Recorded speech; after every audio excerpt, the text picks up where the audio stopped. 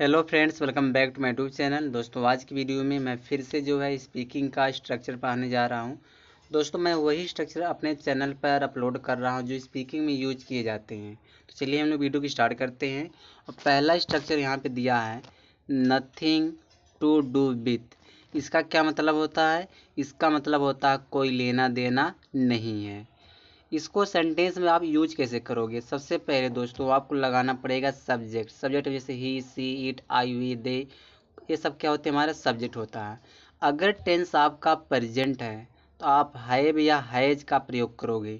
Have का प्रयोग करोगे प्लूरल नाउन के लिए, सॉरी प्लूरल सब्जेक्ट के लिए, और हैज का प्रयोग करोगे सिंगुलर सब्जेक्ट के लिए। अगर टेंस आपका पास्ट है, चाहे सब्जेक्ट सिंगुलर है चाहे प्लूरल रहे, तो सभी के साथ हैड लगाओगे। उसके बाद आपको नथिंग टू डू विथ लगाना पड़ेगा, फिर आप लगाओगे ऑब्जेक्ट। ठीक है, एग्जाम्पल समझो, एग्जाम्पल माध्यम समझो। आप यहाँ देखो, पहला एग्जाम्पल दिया है, मुझे तुमसे कोई लेना देना नहीं है। मुझे तुमसे कोई लेना देना नहीं है, तो यह टेंस हमारा प्रेजेंट है, तो मुझे के लिए आप आई लगाओगे। ठीक है, आई हो गया। आई के साथ हैव लगाएंगे, क्योंकि प्रेजेंट टेंस है तो आई के साथ हैव लगेगा, आई हैव। अब स्ट्रक्चर लगाइए नथिंग टू डू विथ। अब यहाँ दिया है तुमसे, तो तुमसे के लिए क्या हो जाएगा? यू हो जाएगा। तो यहाँ पे यू लिख देंगे, I have nothing to do with you. मुझे तुमसे कोई लेना देना नहीं है। ठीक है, दूसरा जो सेंटेंस दोस्तों, दूसरा हमारा यहाँ पे सेंटेंस दिया है, मुझे तुम्हारे बातों से कोई लेना देना नहीं था। यह टेंस हो गया पास्ट, तो पास्ट के लिए हम हैड लगाएंगे। यहाँ पे मुझे के लिए आई हैड कर देंगे, I had nothing to do with your talks. यहाँ पे टॉक्स करना पड़ेगा, योर टॉक्स, तुम्हारे बातों से मुझे कोई लेना देना नहीं था। ठीक है, आगे देखो जो अगला हमारा सेंटेंस है दोस्तों, अगला सेंटेंस है, उसे तुम्हारी ब्यूटी से कोई लेना देना नहीं है। तो यह टेंस हमारा प्रेजेंट है, लेकिन उसे तो यहाँ पे ही का यूज करेंगे, उसे के लिए यहाँ पे ही लगाएंगे। तो ये हमारा सिंगुलर है, सब्जेक्ट है, तो हैज लगाएंगे, he has nothing to do with your beauty. तुम्हारी ब्यूटी से क्या हो जाएगा? Your beauty. ठीक है, चौथा जो एग्जाम्पल यहाँ पे, उसे तुम्हारे बाइक से कोई लेना देना नहीं था। ठीक है, तो अब यहाँ क्या हो जाएगा? तो उसे मान लो कोई लड़की है तो सी कर देंगे, सी हैड, क्योंकि पास्ट टेंस हैड लगेगा, नथिंग टू डू विथ। अब तुम्हारे बाइक से क्या हो जाएगा? Your bike. तो she had nothing to do with your bike. ठीक दोस्तों, आगे देखते हैं अगला जो हमारा स्ट्रक्चर है। अगला स्ट्रक्चर हमारा है वह देखो यहाँ दिया है, I am not one of those. इसका मतलब होता मैं उनमें से नहीं हूँ। कैसे यूज करोगे सेंटेंस में? सबसे पहले आप लगाएंगे structure I am not one of those, फिर हु लगाना पड़ेगा, फिर वर्ब लगाना पड़ेगा, फिर ऑब्जेक्ट या कोई अदर वर्ड। ठीक है, जैसे अगर आपको बोलना है कि मैं उनमें से नहीं हूँ जो कंप्लेन करता रहता है, अब इसको कैसे बोलोगी? तो पहले आप स्ट्रक्चर बोलिए, मैं उनमें से नहीं हूँ। तो I am not one of those हो गया। यहाँ पे जो के लिए क्या लगाएंगे? हम हु का प्रयोग करेंगे, हु हो गया। कंप्लेन करता रहता है, तो यहाँ पे कीप्स हो जाएगा। ठीक है, कीप्स कंप्लेनिंग, कीप्स कंप्लेनिंग हो जाएगा। तो कीप के बाद जो है वर्ब में हमको आई एन जी लगाना पड़ता है। चलिए आगे देखिए, अगला जो सेंटेंस हमारा है, तुम उनमें से नहीं हो जो दूसरे की बुराई करते हो। तो यह क्या हो जाएगा इसका? You are not one of those. मैं उनमें से नहीं हूँ तो आई लगाएंगे, तुम उनमें से नहीं हो तो यू लगाओगे, you are not one of those. यहाँ पे जो के लिए लगेगा हु।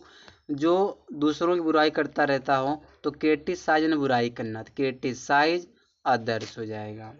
ठीक है, आगे देखते हैं जो अगला हमारा सेंटेंस दोस्तों, थर्ड वाला सेंटेंस, मैं उनमें से नहीं हूँ जो हमेशा रोते रहता हूँ। तो क्या हो जाएगा? I am not one of those who always keeps crying. ठीक है, जब कोई काम आप कंटिन्यूटी करते रहते हो तो वहाँ पे कीप लगाती है, और कीप के बाद वर्ब में हमको आई एन जी लगाते हैं। जैसे रोता रहता है तो मतलब वो काम कहीं न कहीं कंटिन्यूटी की बात कर रहा है, रोने का, तो इसीलिए कीप लगा है।